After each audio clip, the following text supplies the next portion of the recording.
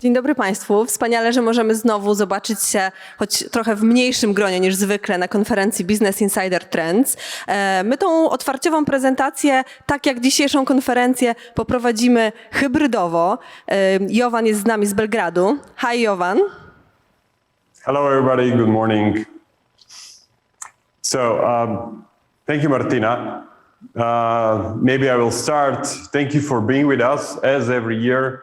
Basically, end of the year is the time we're on one more Global Trends Festival. This time we do it in Poland, but the beginning of next year you can expect one more global edition. We would be summarizing for you the trends that we believe will be shaping our reality and will be shaping our future. Trends, all of us, we believe should be paying attention to and trying to address because they can really help us and our businesses to benefit from it. Now, when we created this conference several years ago, we were inspired by Mr. Albert Allen Bartlett, who said that the greatest shortcoming of the human race is our inability to understand the exponential function. And why this was an inspiration for us, I will repeat this slide. I'm repeating pretty much every year. It is because of the fact that we usually, when the new trend appears, we apply to it a linear function. So we think that, okay, so this is new, this is small, and most probably, even if it continues to grow with this pace, it will remain small in the several years from now. But what usually happens is after several years, some of these trends double every period, and they start picking up very dramatically. And all these biggest tech companies that we all know and use on an everyday basis are basically appearing not too early on this curve, but also not too late on this curve. They are really trying to find this right moment to jump on this new technology, new trend before it becomes the mainstream. And our mission and the mission of this conference is actually to help you, our dear guests, to make sure that you jump on those trends not too early, but also not too late, and that we try to summarize for you what are the trends that will be important for you to know. Now, last year, we talked about responsibility. We said that basically it is time for all of us who are running the businesses to get back to responsibility and make sure that all the companies are run responsibly. We also showed that there is a direct correlation between the profit and financial success and responsibility.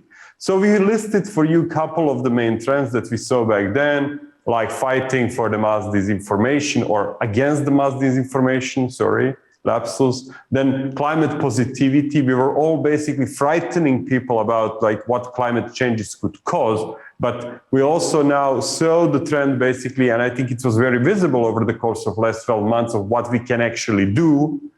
We talked about acting ahead of profit.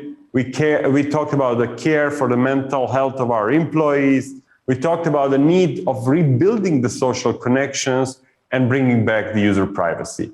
And I believe we can all confirm now, talking from this stage, year after, that many of these trends were very, very relevant in the previous 12 months. Now, looking into the year 2022, what we observed, not only in 2020, but also over the course of 2021, is that our life have completely changed.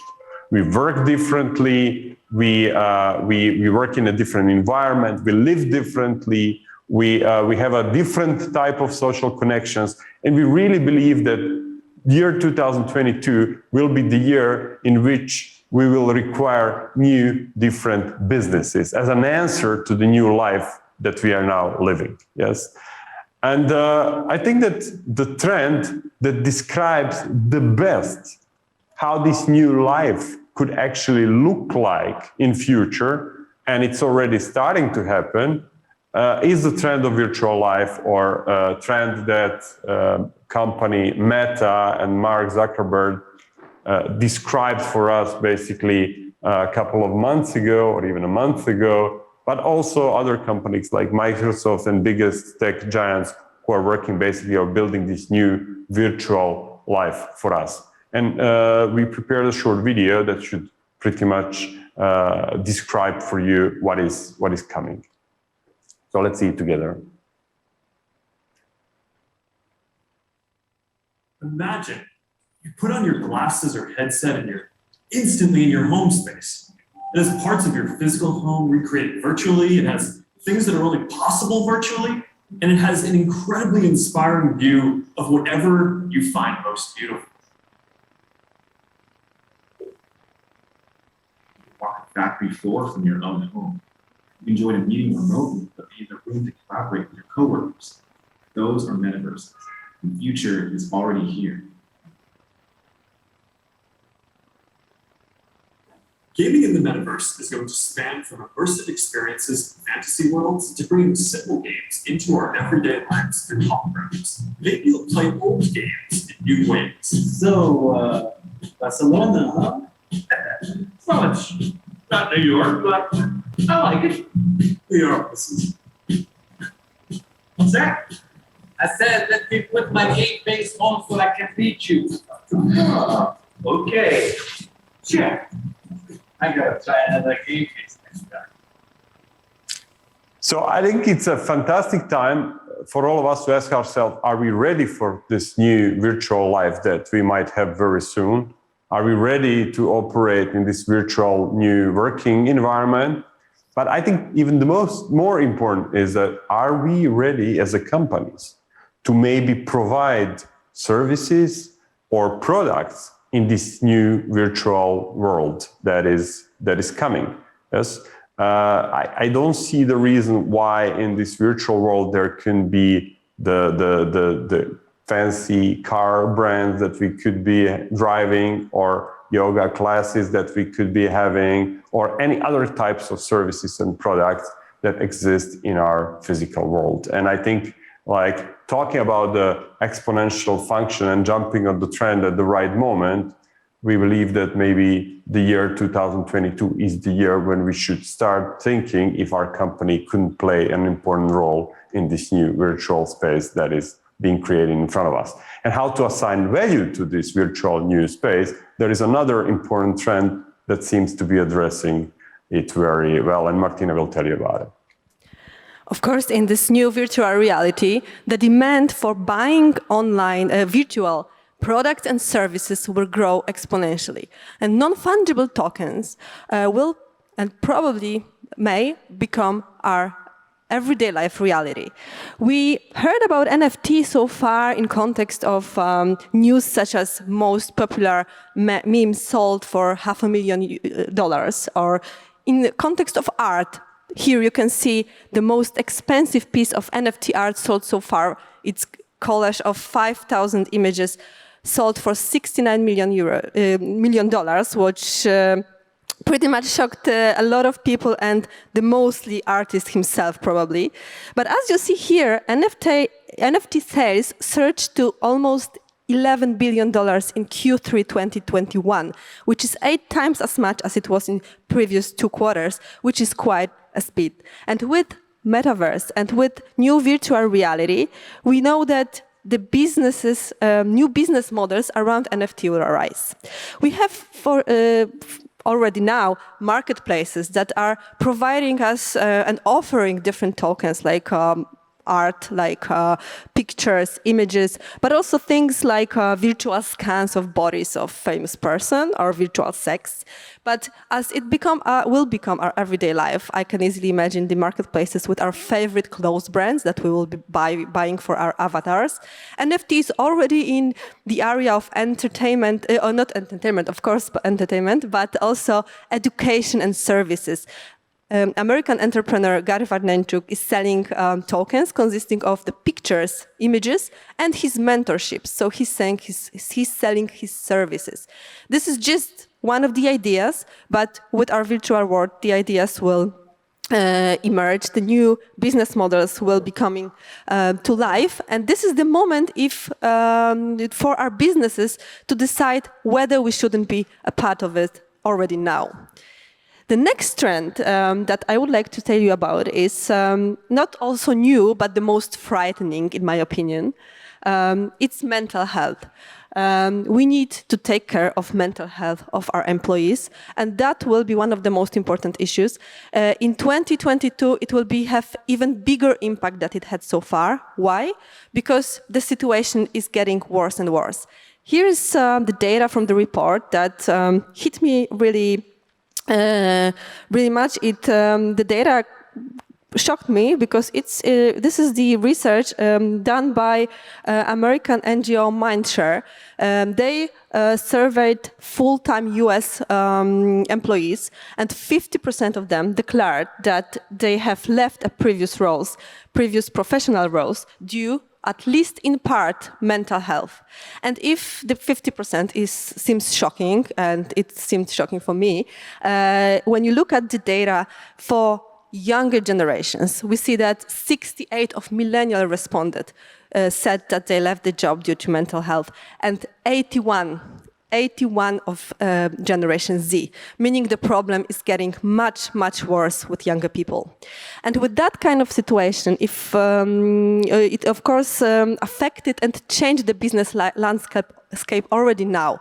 In Q1 of 2021, the funding for startups connected with mental health hit record numbers. We saw many companies emerging in three areas: AI and diagnosis, helping to determine the problem and the disease; on-demand therapies, group or individual; and third, well-being. We have a lot of companies, applications that are providing us with meditation, yoga, meaningful spending of time, staying calm. But the question is it actually enough, and is it solving the cause of the problem? I see the big part missing here, and this part is cultural change in business. We will not solve the problem only by curing it, but we will solve it also by a big cultural shift in the way we establish business and the way we establish work culture. And only those companies that are ready for that change, and I think that there's really not so many that are ready, that will provide with safe workspace and that will provide safe workspace and good environment, will win this war for talent and will attract the best young people. The next trend is connected with this also. We see that the socializing will become new business and new service. As we miss this social life in our private and professional life, there will be companies that will give us the new ways of connecting and getting closer. It may be virtual, as we see virtual experiences like joint trips to the mountains done virtually, but also offline, like yoga done with your friends from work or your colleagues, or meditation. That will be growing business because the demand is really, really huge. The next trend, also not new, but building new reality. Fake news, the war with fake news is still far from being over and far from being won. We see the big crisis of the biggest platform. Facebook is losing its credibility in the area of news and information. And in my opinion, it will not get it back very soon. We saw thousands of fake news about COVID, about vaccination, and we can only speculate how many deaths and damage it cost. So what we see now is the opportunity for new space and new social platforms, local, smaller, but providing trusted space and quality news. So the new platforms will appear very soon. Another important trend is, I would say, much less exciting, but it is risky and a little bit scary for all of us. Basically, the real trend that we expect happening might be deglobalization of the supply chain. And it's caused by actually the trend that we see currently, and this is a significant disruption of the sourcing of the spare parts in the several different industries, which are causing significant delay, for example, in the automotive industry. Here you have an example of the microchips missing, mainly imported from China, which is causing such an important, basically, automotive player like Škoda, for example, in our neighboring Czech Republic, that, and we all read the news, had to pause the production of their vehicles until the further notice and until they resolve this important problem. I think that they are not the only car producer that has this issue. I think we all saw and heard how prolonged is basically delivery time for the new vehicle these days. And there are many industries basically that now faced with this new reality and seeing actually what might happen when they are just relying on sourcing the product where it's cheapest and most efficient, regardless from the fact how far that is basically from the point of assembly, might be now basically causing the situation where the big companies will start reconsidering their logistics strategy and their spare parts production strategy and ingredient strategy, and then maybe basically they might focus in the years to come on concentrating their productions closer to their original destination. This might provide a lot of opportunities for the companies operating in our region, operating in Europe, and this is something definitely worth paying attention to. On the other hand, what we see is that Asian tech giants, who were mainly super focused on their big Asian markets, are now opening up and are attacking basically European and Western markets. Yes, so Huawei was a fantastic example of a Chinese company that was one of the very few brands coming from China that managed basically to take a huge market share in the telco market, like across the Europe and USA. However, what we now see is that there is more and more of such examples. Those companies who were basically huge in China and were just thanks to that able to be in top 100 largest companies, now basically thanks to this amazing and incredible local demand and huge funding, they are acquiring basically knowledge and marketing skill from the West and using that skill basically to enter the global market. And it is also happening in Poland. We are all witnessing that. It's very hard to find any shopping mall where you won't find now Xiaomi stores. Before this would be only Huawei. Shopee, Singaporean online marketplace, is now opening up in Poland. AliExpress is building their logistics centers in Europe, including Poland. So we might now see basically a lot of Chinese companies. Many of them we don't know and are really huge. Take, for example, Meituan Diaoping, which is basically combining Uber and Lisek and Bolt and several different business models that we know currently existing in the West into one application, and they are not even thinking right now to coming to Europe, and they might, because we see that this is a global trend. And now for us, what does it mean? We should really rethink, are we able to partner with those companies? And then if we are not able to partner with them, can we compete with them? And something definitely worth thinking of. Another important trend is like a next step of digital transformation, which seems to be going much deeper into the value chain. So what, and I would like to elaborate on that on the example of the real estate industry. Yeah. So before in the real estate industry, basically we had a couple of main participants, and they still exist, obviously. These would be developers of the building. This would be owners of the properties. This would be real estate agents. And then there would be marketplaces where all previously mentioned would be listing their offers. Those marketplaces basically were disruptors for the different media channels, because they took all the advertising basically of the real estate agents. However, what we now see happening, and Zillow is a very good example coming from the USA, is that those previously marketplaces that were only advertising real estate objects are now providing mortgages. So they are acting almost like a financial institution and a bank. They are buying objects from the private and offering them as their own property, building the margin. They are acting as a real estate agents. They have their own agents. So they are pretty much basically entering very deep into the value chain and not staying only on the surface level. Now, this trend is appearing in many different industries. Another important industry that this is happening, this is happening is maybe retail. We see what's happening these days in Poland with the appearance of the dark store.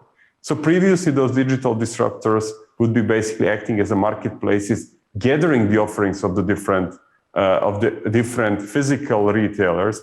But nowadays, they are opening their own dark store, basically, and securing 15 minutes delivery. Yes, and I think there are 5 or 6 companies opening up just in Poland in the last 6 months in this area.